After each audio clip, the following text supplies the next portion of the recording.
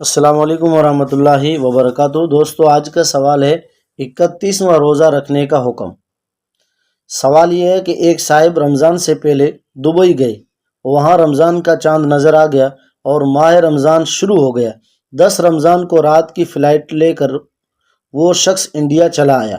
رات کا ذکر اس لیے کیا کہ اس کا کوئی روزہ اس سفر کی وجہ سے قضا نہیں ہوا۔ اب اگر انڈیا میں رمضان المبارک میں 30 روزے مکمل ہوتے ہیں تو اس شخص کے 31 روزے ہوں گے۔ تو اب اس شخص کے 31ویں روزے کا کیا حکم ہے؟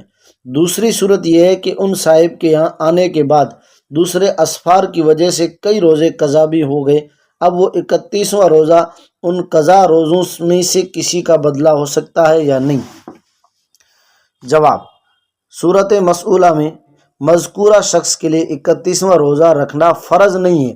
اس کے لیے قمری مہینہ 30 دن سے زیادہ کا نہیں ہو سکتا۔ البتہ دیگر روزہ داروں اور رمضان کے احترام میں یہ شخص بھی روزہ رکھ لے تو بہتر ہے۔ روزہ کے مسائل کا انسائکلوپیڈیا، صفحہ نمبر 123۔